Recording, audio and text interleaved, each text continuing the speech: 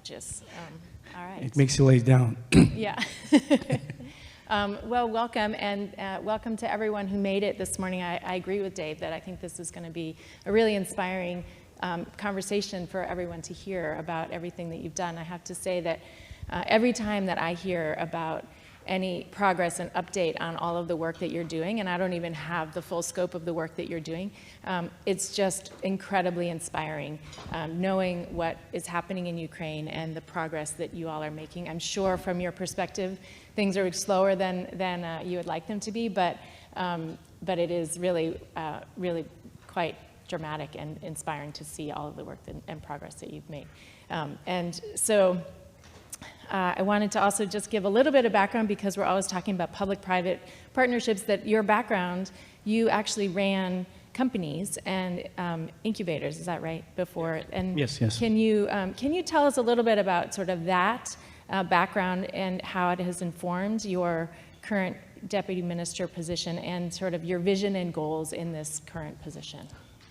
Yeah, thanks for the question. So, yeah, indeed, I came from entrepreneurship background. I found a couple of IT companies from Ukraine. Originally started from software outsourcing, then jumped to digital marketing, and then together with partners, we have our small venture fund that started to invest in startups with a global focus, but with founders from Ukraine. And well, at some point, I decided to get another master's degrees, and I was thinking what this could be, and decided this could be policy making. So I applied to Columbia, to their School of International and Public Affairs. I've graduated in 2019, and by that time, Zelensky, who's our president right now, he was kind of in election, and when I was kind of writing my final paper, passing final terms, he won the elections. And one of their goals that he said immediately after he won the election, that he wants to build a digital state. I was following this from New York. I wasn't in Ukraine by that time, and I said, yeah, that's probably interesting, because I also believe that turning Ukraine into a digital state could give a lot of benefits, like fighting corruption, because there's no point to replace people. So we had this belief that, and he has obviously too, that removing human factor and make it all transparent with the technology could turn Ukraine into a better state, more transparent, accountable, and serving to people. So he appointed Mikhail Fedorov, who's vice prime minister right now, my boss, as a Minister of Digital Transformation, and this is how Ministry of Digital Transformation was created. So it's relatively new. It exists since 2019. And by the time he was looking for somebody who could help him like form top management team, and he was looking for somebody with both experience in public sector and the private sector, because he wanted to build a relationship with IT business, and he believed that IT business of Ukraine could help Ukraine grow and do this digital transformation, make it happen. So my friend, one of my friends who is also an IT entrepreneur, he owns the big IT company in Ukraine, said, I know this guy, he's just finishing his education, so you need to talk to him. So this is how we hooked up, and he told me like, yeah, okay, I like you, and since then I worked there. And one of the first steps, I remember he asked me to prepare like what kind of vision you have for, let's say, for next 5 years. And I was preparing this presentation, and one of the key elements was crypto regulation and crypto adoption in Ukraine. So I put this goal in 2019. He went through all of those projects that I proposed. One of them actually was DACD, and we can touch base about this later, but crypto adoption and crypto regulation was among those first steps that I said that we need strategically to start thinking about this today in 2019, because this is going to be a big thing, and we totally believe in that. And since then, I'm kind of running this this part too. Yeah, you have a big job. So let's talk a little bit about crypto regulation and sort of how Ukraine has approached that and the laws that were passed, and then your EU adjustments, and tell us a little bit about that journey and whether you think, because obviously, as I have learned, you are traveling a lot and speaking in a lot of different countries. Are there lessons from that process that Ukraine has undergone that you think the rest of the world can learn from? Yeah, so I would start from what we have right now. So, as I mentioned before, this journey have started in 2019. In late 2021, we actually, I'm going to skip a big part of this journey, but it was complicated. At first, I had to literally like convince almost everybody in our government that crypto is kind of, you can trust crypto. It's not something bad, because they all believed it's a bad thing. Then we had to convince National Bank of Ukraine, because they like regulate all this. Then our partners from European Union and from United States that it's not going to cause big troubles. So there's so many obstacles on the way so people understand how crypto works. I remember we even did workshops for government authorities from different entities, so they understand, and we answer them those questions. So eventually, we worked out the bill, and it passed in the parliament in late 2021. So, and it was sent to a president to sign it. And then the war happened, February 24th. So it was delayed, but eventually the president signed it in April 22nd. So the only thing left is made to tax amendments, 2 things left, and make adjustment to our civil code. Unlike America, we have different judicial system.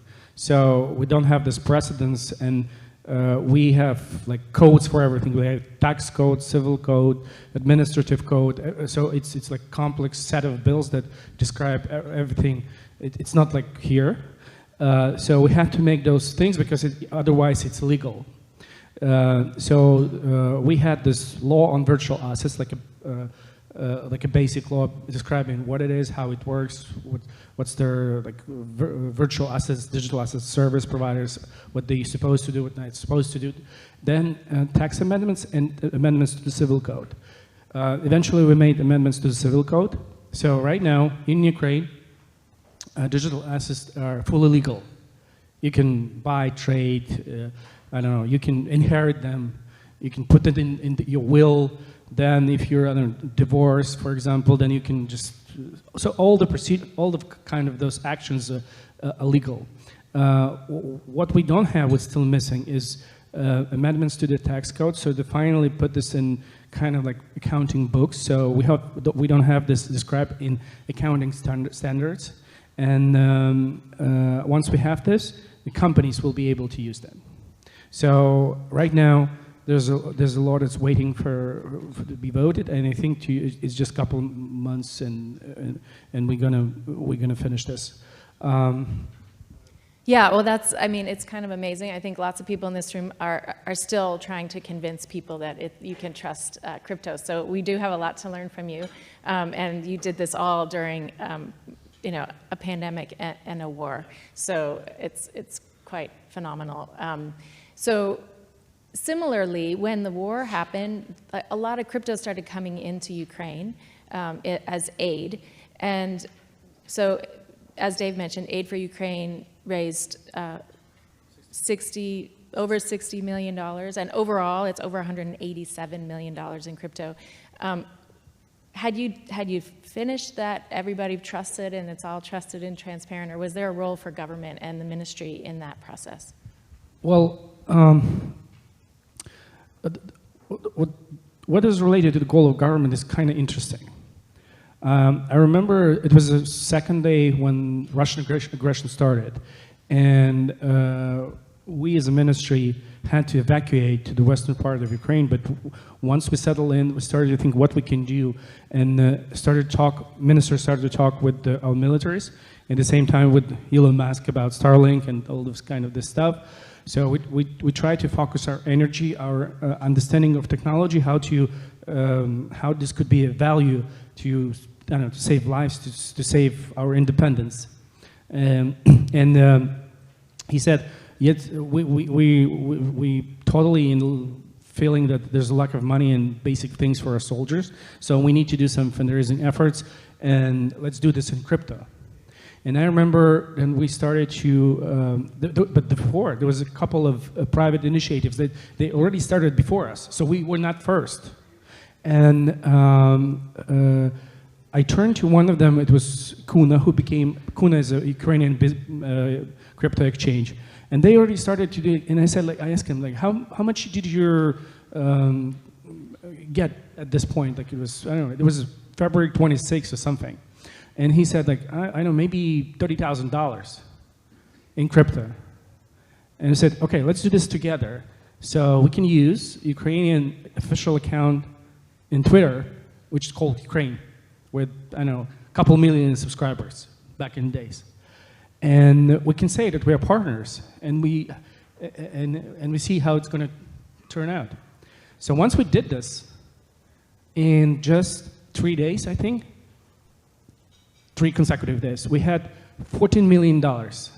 So I think that for the whole crypto community, which we're so grateful, because you know what's interesting, I just want to highlight this, because crypto community was the first who believed in Ukraine, who started pouring money before all the major help arrived. First 3 days, nor America, nor European Union didn't believe in Ukraine victory. Only crypto community did. They just, okay, we're going to give everything we can. And $40 million in 3 days, because Minister Fedorov, myself, official Ukrainian channel said, this is a crypto fund supported by Ukrainian government, and we work together with Ministry of Defense, with Ministry of Health, with other ministries to deliver this help directly where it's need to be. So I think that's a lesson that I learned, that government help, if they work together with the private business, this can give this credibility. Yeah, I think that is, I think all of us have experienced from afar, thankfully, I think for most of us in the room, disasters, wars, all different types of situations where you're never sure who you should give to and whether you can trust them. And I think that this has demonstrated how the blockchain and the transparency of the blockchain can increase that level of trust, especially when you have the government stepping in and embracing it. So another humanitarian aid channel that obviously is near and dear to our hearts at the Stellar Development Foundation is what the UN High Commission for Refugees is doing in Ukraine. And they are building on the Stellar blockchain, and they're using USDC Circle's dollar-backed coin to deliver aid into Ukraine. And we are very grateful for your support and guidance in that process because, again, the UN is not exactly always the most forward-leaning organization, and so that process was very careful. Obviously, we wanted to make sure, everyone wanted to make sure that aid was getting to the people who need it in a safe way. So I'm curious to hear whether it's from that initiative or the other aid, looking forward to when you are victorious and there is more focus on recovery and economic recovery and reconstruction. Where do you see the role of crypto in that process? Well, first of all, we track this project with interest because we indeed have a lot of needs in delivering humanitarian aid to people of Ukraine inside the country and outside the country, both, because there's 1 million refugees still living outside of Ukraine.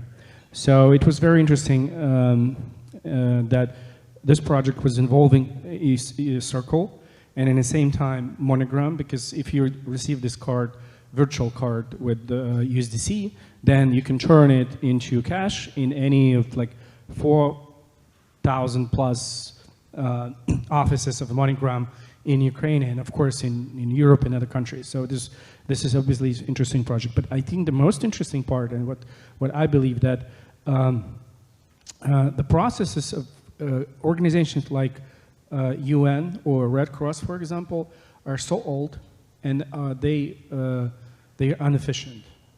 I recently spoken to one of my friends who's managing a venture fund in Ukraine, and he also set a mission for him to help children of the fallen heroes. So they help basically orphans who left without fathers because they died on the war. And there's like a couple thousand of those children that they're under their care. So he made a sort of like a poll inside his organization to ask those thousands of families, how many of you received help from those organizations? And the results were so bad. I mean, like they said, like less than 10% just did receive anything from them. So I think what I'm trying to say, my point is that those organizations, they have very poor accountability when it comes to trace the help that they're getting from governments or big charity organization to end user, those who are supposed to get this help. And I think that blockchain can turn this completely around. So I believe so much in this project, and I'm so excited to see. I haven't seen results. I don't know when it's going to be published, but I'm so excited to see them because I believe that that's the future of any organization that we want to trust with those kind of tasks to help not just us, but what's going on in Israel right now, maybe some other conflicts, maybe there's going to be some disaster of nature, I don't know, but there could be people in need, and we all need to see but how this help is delivered. And I think utilizing blockchain is a perfect technology for that. So I think you could be in the frontier of, changing the whole concept of providing help to those who faced with their terrible disasters.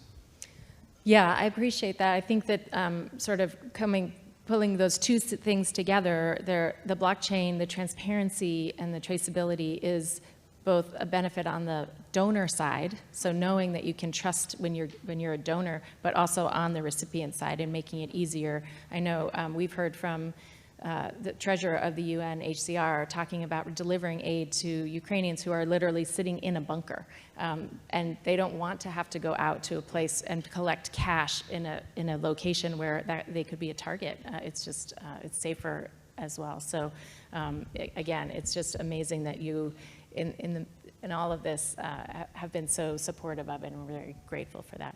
And obviously it was very much in line with this digitization of Ukraine, and maybe took a different turn with all of the aid and that work. But I do want to circle back. You had mentioned Dia City, and you have it on your shirt. So I want to make sure that you have an opportunity to educate us on what it is and what its achievements are so far, and kind of where you see it heading. This was again one of the projects that we want to provide to our businesses. So we wanted to be the Ukrainian IT businesses to become the biggest, and we had this goal to create in Ukraine the biggest IT hub in Eastern Europe. So we offered them like a sort of a virtual economic zone, where you get, if you're part of this, if you apply for residentship, then you get huge tax benefits. And it's basically 9%, so 2 times less corporate tax. Corporate tax is 9%, and 5 times less labor taxes. Because the majority of expenditures of any IT company are people.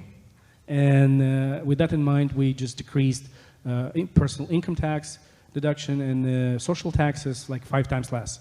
So in Ukraine, if you're applied to DACD, then you have, the people that work there, you have to pay less than like around 6% of labor taxes, social tax, and so combined. It's just it's just very so minor.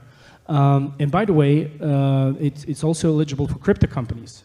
So this was done in mind that at some point when we finish with the regulation, crypto companies are going to join and can benefit both with having license to provide services in crypto, and in the same time having their lowest taxes in I think in a continent.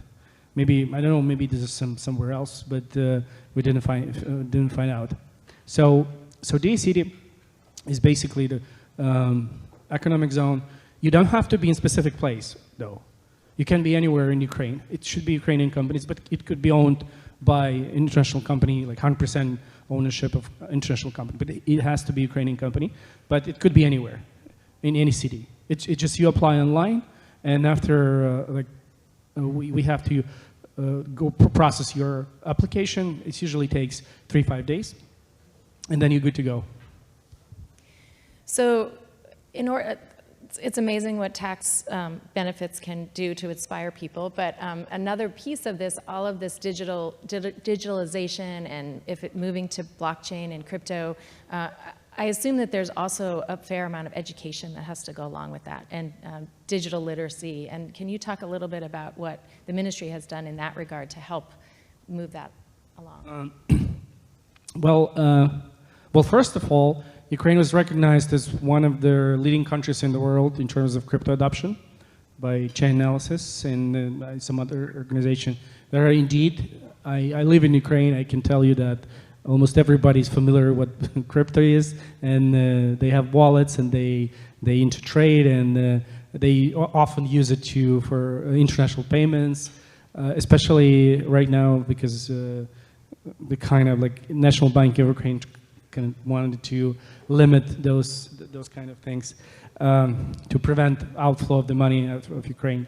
So a lot of people turn in Ukraine to crypto, and it makes this work easier for us, for sure. But still, we had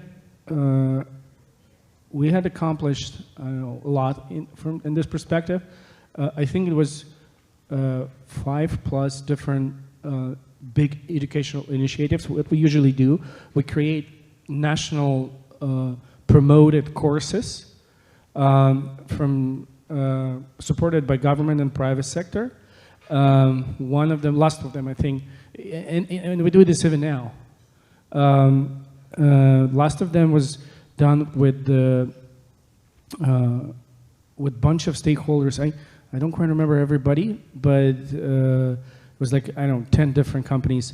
And I think just in a few days, 18,000 people applied to get through this course. So, and I think total, like it was more than 100,000 people for a course of a couple of years that went through to the series of national promoted crypto courses, starting from very basics till, I don't know, how you create your own cryptocurrency and how you can, I don't know, do DeFi or those kind of things. That's decentralized finances. So this is our major focus. I mentioned before that we also do this as a form of webinars for our government authorities. So this is what we place our bet in. There are even some in some universities. There are already disciplines and classes that learn about this. So I think that's the reason. I think I listed some of the reasons why crypto adoption in Ukraine on so high level. And on that trend of crypto adoption and using digital assets, I understand that DCM and the International Association of the Banks of Ukraine are soon to launch the Transparent Network, also on the Stellar Network.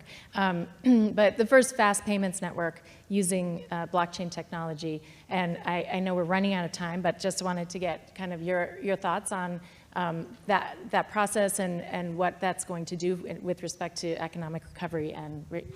Well, I think they did an amazing job. I remember when I first saw their results, I was like, wow, this is incredible. So it's indeed based on the Stellar network. So what they did in Ukraine, just to explain to the audience, they have taken the Stellar blockchain. Then they made an agreement with one of the biggest Ukrainian banks, commercial bank, and they developed sort of like a framework, which is basically like a CBDC. But what is amazing, that it's not just separate CBDC on the blockchain. It was connected to the real life accounting system of Ukrainian currency hryvnia. So you then they started with this pilot to pay salaries and in CBDC, and what's also was amazing that they have as a subject for tests, they have chosen the top management of the bank. So basically, head of their supervisory council was one of the guys who was receiving salaries. They also connected merchants to pay for internet, for some groceries.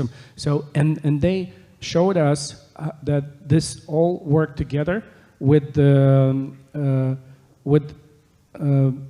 like old system and this new system was working together, but at the same time you were able to fully trace all this transaction. They were reflecting immediately in a blockchain.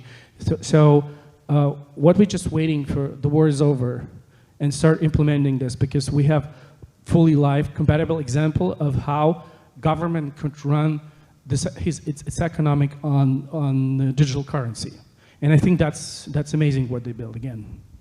Yeah, well, I know we're way over time, but I think everyone's going to forgive us because you have such interesting things to say. And so I want to thank you so much for coming. I want to wish you the best. And I think that, again, as I keep repeating, but like the progress that you have made in the midst of a war and how prepared you are for the recovery efforts is just amazing, and we wish you luck. And I'm sure that everyone is going to want to talk to you. Are you going to be around? Yes, sure. All right. Thank you. Thank you for having me here. Yeah, thank you so much.